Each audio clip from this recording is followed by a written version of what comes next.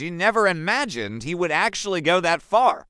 That's the part everyone around her kept repeating later, almost like a mantra, as if saying it enough times could somehow rewrite reality.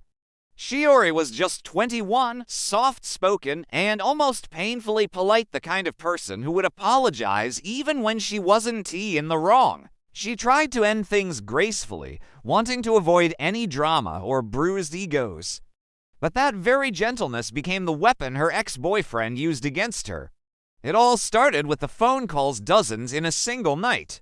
At first, they seemed innocent enough, disguised as checking in, but it didn't take long for them to morph into threats, mocking jeers, and snarled warnings that made her hands shake so hard she could barely take notes for class.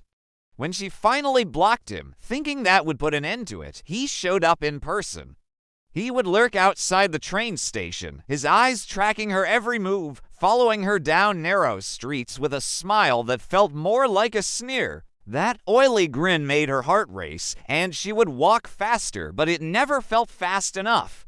When she finally found the courage to reach out to the police, they brushed her off as if she were just being dramatic, treating her situation like some petty teenage squabble. She was 21 and scared out of her mind. They told her to work it out, to avoid him, and to be careful. She started keeping a record of every encounter, every threat, every moment when her heart would leap at the sound of footsteps behind her. And still, they dismissed her concerns. Meanwhile, he escalated his behavior.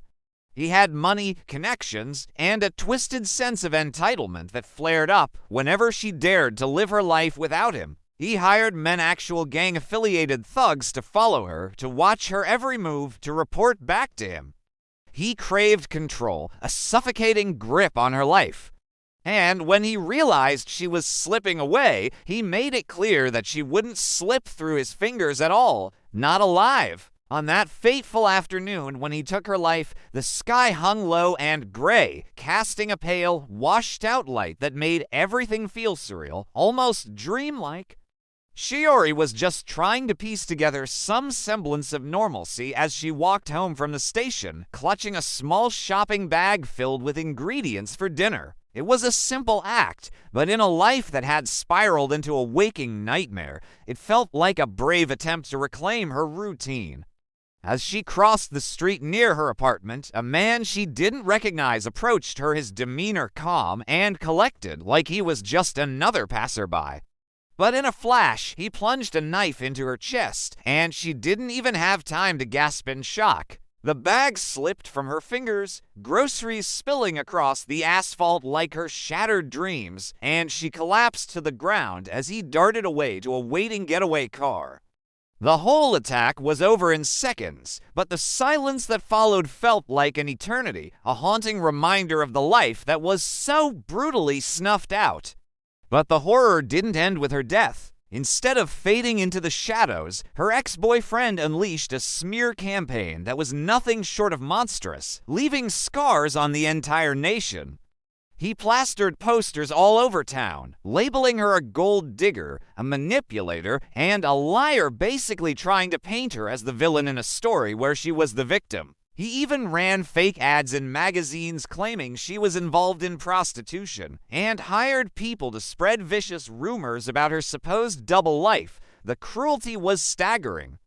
Dead and unable to defend herself, she became a target for his rage, a mere pawn in his twisted game. He sought not just to erase her life, but to obliterate her very existence, her memory, and everything she stood for. Her family didn't back down. They fought tooth and nail for the truth, dragging the case through the courts despite the police turning a blind eye, the public shrugging it off, and the crushing shame that was thrown at them like a weapon.